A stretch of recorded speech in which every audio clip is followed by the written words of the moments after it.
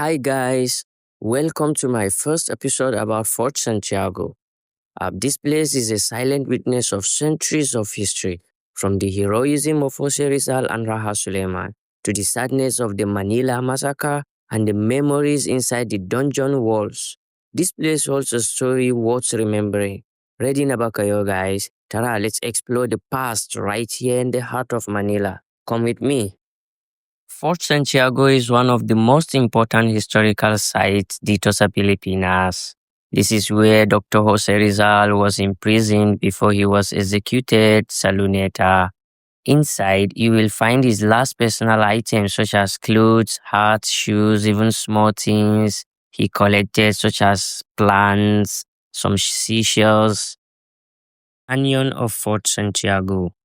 The old canyons in Fort Santiago stood as silent witnesses to the horrors of World War II.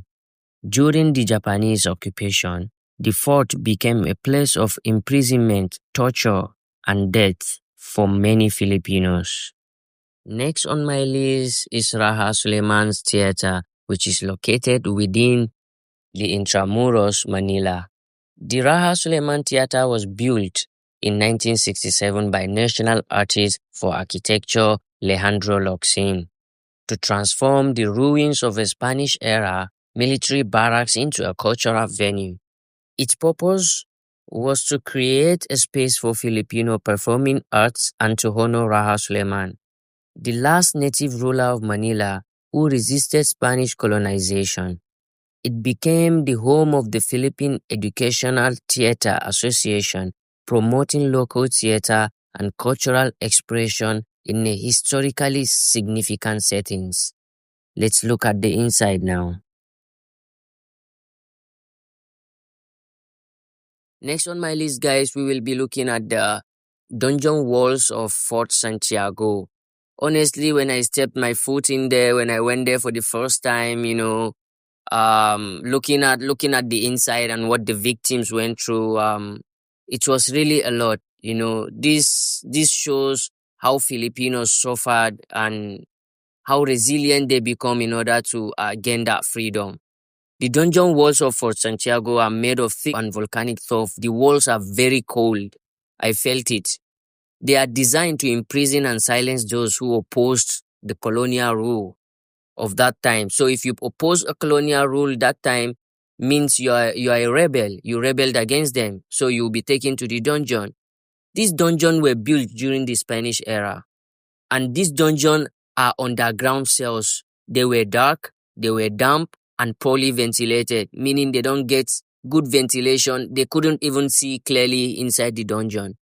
Many Filipino revolutionaries, including soldiers and civilians, were held and tortured within these walls just for freedom. During the World War II, the Japanese used the dungeons to imprison and execute resistance fighters, meaning if you're being held there, being you're a soldier or you're a civilian, as long as you're being held there and you resisted being held there, then you will be executed immediately. In 1945, after the liberation of Manila, around 600 corpses of people, victims, were found in the dungeon. A haunting reminder of the atrocities committed today. The dungeons are preserved as historical sites, reminding visitors of the cruelty endured by countless Filipinos. They symbolize both suffering and the resilience of those who fought for freedom. Like I said earlier, the inside of the dungeon at Fort Santiago is narrow, dark, and enclosed by those thick stones that were used to build the dungeon. And those stones are the type of stone that entrap moisture. They entrap moisture. And the floors are often uneven and damp. There are small windows. Those windows are buried near the ceiling. This tiny window provides minimal ventilation, making the air inside stifling and hard to breathe. Prisoners were crammed into these spaces, sometimes standing shoulder to shoulder with no room to lie down. A short sloping path leads out of the dungeon towards the river, believed to have been used by captors to secretly dispose of bodies in the water. The sea breeze near the outer exit offers a stark contrast to the suffocating conditions inside Walking through this passage today gives visitors a chilling glimpse of the suffering endured within the walls. Come with me outside, guys. Let's go outside and see what we have outside. As you can see, we are going outside the dungeons of Fort Santiago.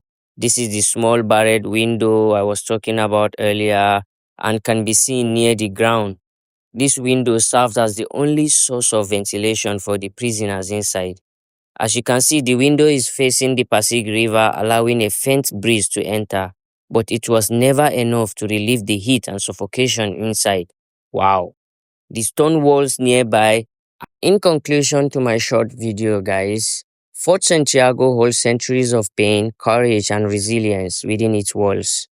As we walk through its silent dungeons and weathered stones, may we remember the lives lost and the freedom they fought for. History lives here and it must never be forgotten. Don't forget to like, comment, and share my video.